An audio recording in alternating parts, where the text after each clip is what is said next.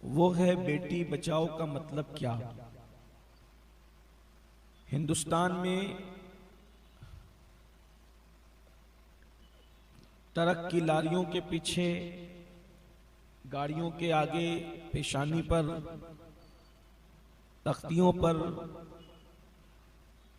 ایک نعرہ لکھا جاتا ہے، بیٹی بچاؤ بیٹی پڑھاؤ۔ اچھی بات ہے، اللہ کے رسول علیہ السلام نے تو 1450 سال پہلے بیٹی بچا کے بھی بتا دیا اور بیٹی پڑھا کے بھی بتا دیا۔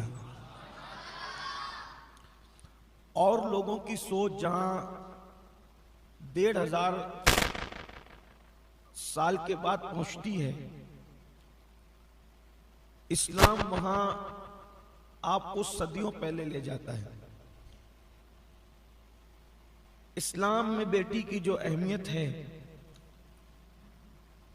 مجھے نہیں لگتا کہ کسی مذہب میں بیٹی کی یہ اہمیت ہو۔ دیکھیے، پروپیگنڈا الگ چیز ہے،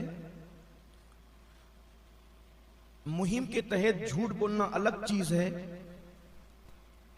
کالے کو گورا، گورے کو کالا، سیاہ کو سفید، سفید کو سیاہ بنا کے پیش کرنا الگ چیز ہے، لیکن حقائق الگ چیز ہے۔ اللہ کے رسول علیہ السلام کی آمد سے پہلے، میلاد مصطفیٰ صلی اللہ علیہ وآلہ وسلم سے پہلے لوگ بیٹیوں کو زندہ دفن کرتے تھے۔ یہی بیٹیاں تھی جو جوئے میں ہاری جاتی تھی، یہی بیٹیاں تھی جو خریدی اور بیچی جاتی تھی۔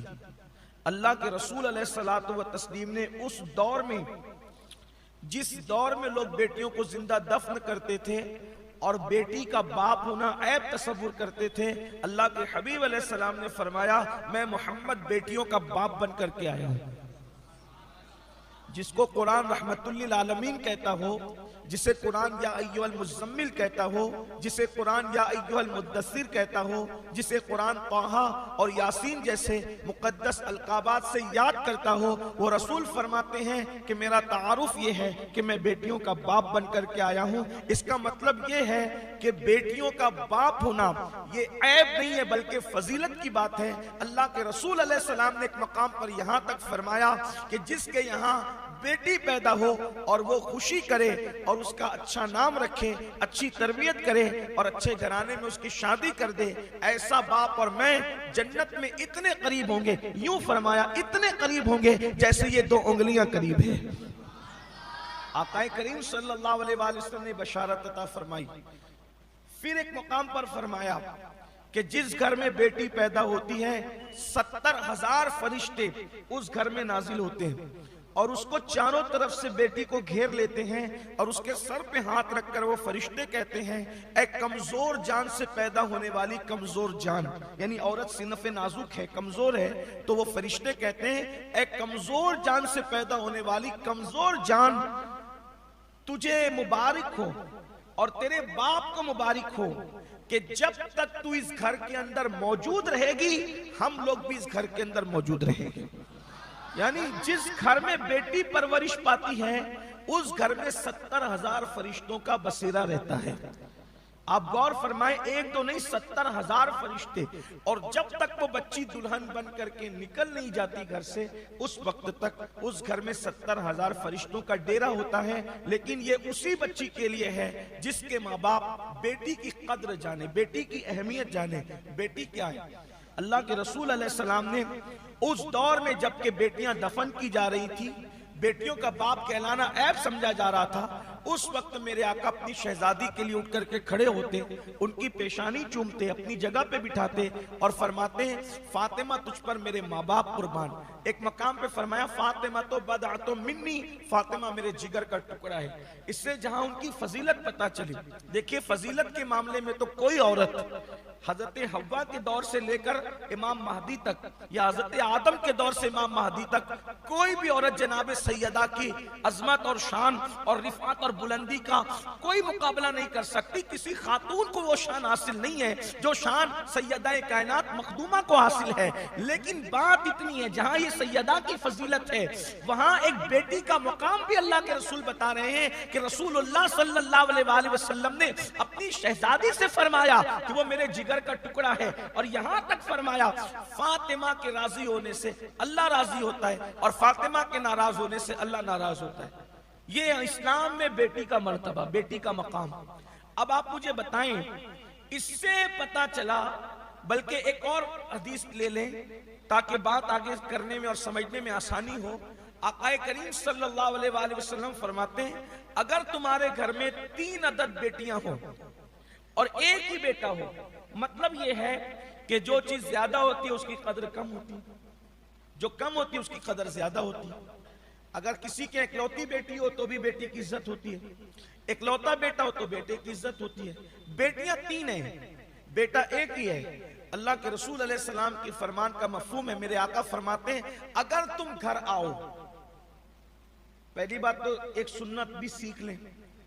فرمایا گیا جب سفر پہ جاؤ تو اپنے گھر والوں کے لیے کچھ نہ کچھ تحفہ لے کر, یہ بھی آداب سفر سے ہے. سفر پہ جاؤ تو کچھ نہ کچھ تحفہ لے کر آؤ, بلکہ بعض لوگوں نے تو یہاں تک لکھا نہیں کچھ لا سکتے تو جہاں جا رہے ہو وہاں کے کچھ کنکر ہی گود میں رکھو, یہاں تک فرمایا.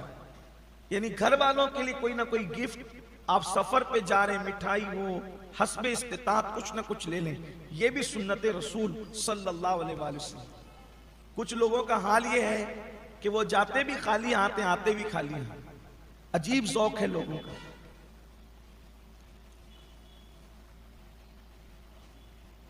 خالی ہاتھ انسان ایک ہی مقام پر جاتا ہے جسے قبر کہتے ہیں. اس لیے انسان کو چاہیے کہ وہ کہیں جائے تو خالی ہاتھ نہ جائے. میں نے پہلے بھی مخدوم صاحب, ہمارے مخدوم صاحب کے حوالے سے یہ بات میں نے کہی, آج بھی کہتا ہوں کسی کے پاس خالی ہاتھ نہ جاؤ, گھر والوں کے پاس بھی خالی ہاتھ نہ جاؤ. میرے آقا صلی اللہ علیہ وآلہ وسلم کہیں اور وہ تو خالی ہاتھ, تو وہ تو لوگ خالی ہاتھ کائنات میں آتے ہیں, میرے آقا تو کائنات میں بھی خالی ہاتھ تشریف نہیں لائے. میرے امام فرماتے ہیں, ہائے کیا بات فرمائی, فرماتے ہیں کریم ایسا ملا کہ جس کے کھلے ہیں ہاتھ اور بھرے خزانے. کھلے ہاتھ اس کو کہتے ہیں کہ جو بانٹتا ہی رہتا ہے, بولتے ہیں اس کے ہاتھ بڑے کھلے ہوئے ہیں. تو کہتے ہیں کیا ترتیب ہے میرے امام کے پاس. پہلی بات فرمائی کریم, توجہ کریں, کریم اس لیے کہ جو کریم ہوگا وہ بانٹتا ہی رہے گا, ٹھیک. ہاں, سخی نہیں فرمایا بلکہ فرمایا کریم, اس لیے کہ ایک درجہ سخی کا, ایک درجہ جود کا اور ایک درجہ کرم کا. سخاوت جود و سخا, جو سخاوت جود اور کرم, تو جب عطاؤں کی انتہا ہوتی ہے تو اس کو کرم کہتے ہیں, اور عطاؤں کی انتہا کرنے والے کو کریم کہتے ہیں. اور یہ کریم کے الفاظ رسول اللہ کے لیے قرآن نے یاد فرمائے. اور میرے امام فرماتے ہیں کریم ایسا ملا کہ جس کے کھلے ہیں ہاتھ, دینے میں بے مثال ہے, اور بھرے خزانے. تینوں ترتیب دیکھیں. نمبر 1, آدمی کریم ہو لیکن اس کا خزانہ ہی خالی ہے تو کہیں نہ کہیں وہ مجبور ہوتا ہے. کریم بھی ہے اور خزانہ بھرا بھی ہے. دل چاہ رہا ہے, فطرت کہہ رہی ہے دے, خزانہ ہے بھرا, لیکن کسی نے قید لگا رکھی ہے دینا مت. صحیح, تو کیا ہوگا؟ فطرت تو ہے اس کی دینے کی, وہ تو دے گا, لیکن کسی کے ہاتھوں مجبور بھی تو ہے, کسی نے روک بھی تو لگا رکھی ہے, دینا نہیں. لیکن یہاں تینوں چیزیں ہیں. کریم ایسا ملا کہ جس کے کھلے ہیں ہاتھ اور بھرے خزانے. کتنے خزانے بھرے ہوئے ہیں؟ اللہ فرماتا ہے محبوب جو کچھ تھا سب عطا کر دیا. اعطیناک الکوثر, ساری کثرت تجھے دے دی. انا اعطیناک الکوثر, ساری کثرت پاتے یہ ہیں. کتنا خزانہ دیا؟ سب دیا۔ بلکہ شیخ محقق اور امام قسطلانی اور شیخ عربی جیسے لوگ کہتے ہیں اللہ اپنے محبوب کو جتنی نعمتیں دے سکتا تھا ساری نعمتیں عطا کر دی،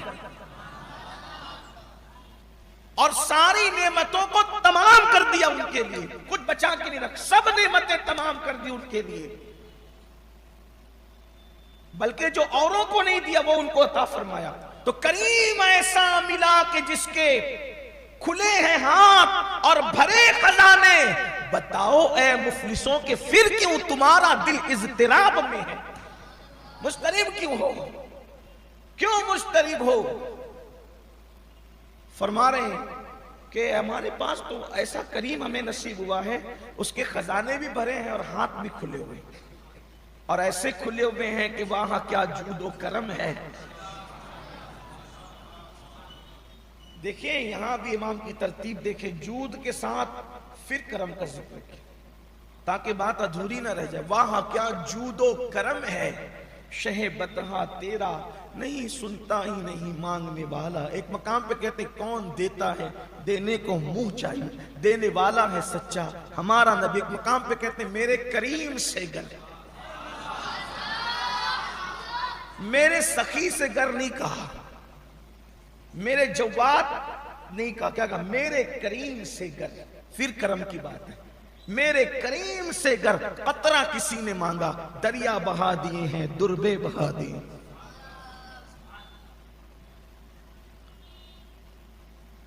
تو حضور تو کہیں خالی ہاتھ گئی نہیں، وہ آئے بھی تو یہاں خدا کے خزانے کی کنجیاں لے کر آئے۔ سیدہ آمنہ فرماتی ہے میلاد کا مہینہ اب شروع ہوگا، آپ سنیں گے کہ جب وہ پیدا ہوئے تو ان کے ہاتھ میں چابیوں کا گچھا تھا، حالانکہ میرے یہاں تجوریاں نہ تھی۔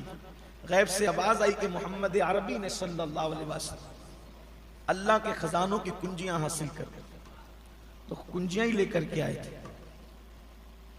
بلکہ میرے امام ایک مقام پر فرماتے ہیں ان کے ہاتھ میں کل کنجی ہے، ان کے ہاتھ میں کل کنجی ہے، مالک کل کہلاتے یہ ہیں، رب ہے معطی یہ ہے قاسم، دیتا وہ ہے دلاتے یہ ہیں۔ تو کہیں جاؤ تو خالی ہاتھ نہ جاؤ، تو گھر والوں کے پاس بھی خالی ہاتھ نہ آؤ۔ تو اصل عنوان نہ چھوٹے اس لیے میں بات اسی طرف لے جاتا ہوں کہ 3 عدد بیٹیاں ہو اور ایک ہی بیٹا ہو، اور جب تحفہ لاؤ گفٹ لاؤ تو سنت یہ ہے پہلے اکلوتے بیٹے کو مت دو، بلکہ پہلے بیٹیوں کو دو، پہلے 2 بیٹیوں کو پھر 2 بیٹے کو۔ اگر تم نے پہلے بیٹے کو دے دیا اور بیٹیاں منہ تکتی رہ گئی تو بیٹیوں کا دل کمزور ہوتا ہے، نازک ہوتا ہے، ان کا دل ٹوٹ جائے گا۔ اور آقا فرماتے ہیں جس نے بیٹی کا دل دکھایا اس نے مجھ محمد کا دل دکھایا صلی اللہ علیہ وسلم۔ تو بیٹی کا دل دکھانا رسول اللہ کا دل دکھانے کی طرح ہے۔